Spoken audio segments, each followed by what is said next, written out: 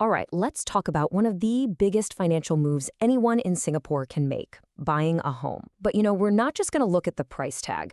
We're going to dig deep and uncover the real, sometimes shocking, costs that often get swept under the rug. We've all heard this, right? It's the classic Singaporean dream. This idea that every mortgage payment is you investing in your own future. It's what keeps our property market buzzing. But What if I told you that for a lot of homeowners, a huge slice of that payment isn't going to you at all? What if owning your own place is actually way more expensive than you ever thought?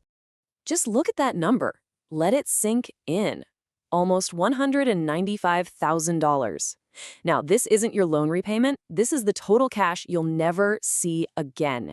Pure expenses on a typical $1 million condo just for living in it for 5 years. That's exactly what it is. It's not an investment, it's a hole, a financial hole that you have to climb out of. It's the price of your lifestyle, and your property's value has to go up by this much just for you to get your money back. That's the hurdle you have to clear before you even sniff a dollar of profit. so where does all that money disappear to? Well, let's break it down. You're looking at 70 grand in pure bank interest, 24,000 in condo maintenance fees, almost 27,000 in selling costs when you eventually move. And here's the kicker. Because you're living there, there's zero rental income to help cover any of this. It's all coming straight from your pocket. And if you average out that massive 5-year hole, it comes out to $3,246 every single month. And let's be super clear here. This has nothing to do with paying down your actual mortgage loan. This is just the cost of entry, the money that basically vanishes. And this is where it gets really interesting. Your monthly lifestyle cost for owning is over $3,200. But what if you could just rent a similar place for $3,000? If your property's value doesn't go up, renting could actually be the smarter financial move. It just completely turns that whole renting is throwing money away idea on its head, doesn't it?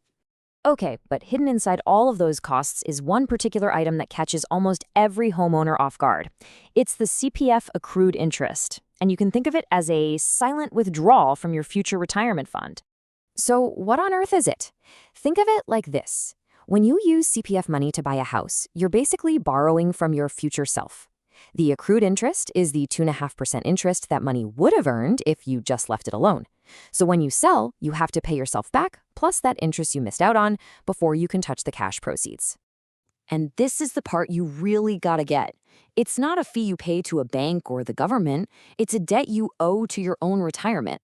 It directly eats into the cash you walk away with after a sale, because you're basically topping up the growth your retirement fund lost out on. And in our $1 million condo example, that hidden cost adds up to $32,000 in just 5 years. That's 32 grand that should have been growing for your golden years, which now has to come out of your sale price. Ouch. So with all these expenses adding up, what's the magic number? What price do you actually have to sell for just to walk away without losing a single cent? The math here is, well, it's brutally simple. You just take your $1 million purchase price and you pile on that entire expense hole of nearly $195,000. What you're left with is the absolute minimum you have to sell for. And there it is. For that $1 million property, you have to sell it for almost $1.2 million, just 5 years later, simply to break even. Anything less than this, and you've literally paid for the privilege of staying in your own home. You've made a loss. Let's put that in perspective for a second.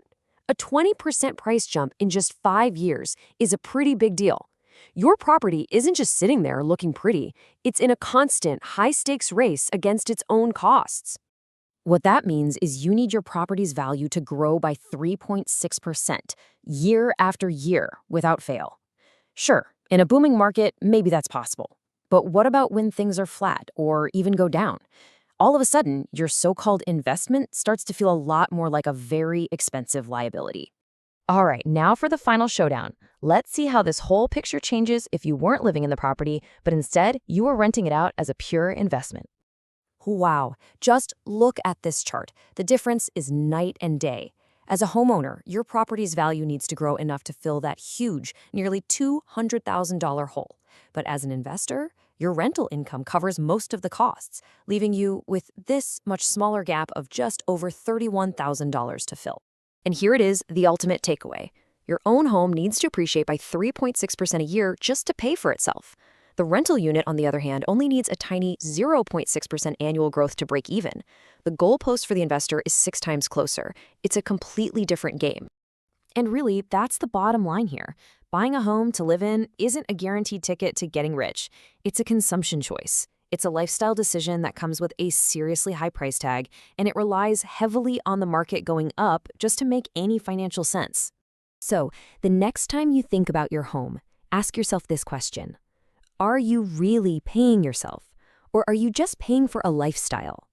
Is your home a true financial asset? Or is it a high-cost liability that has to work incredibly hard just to keep its head above water? The answer? Well, it just might surprise you.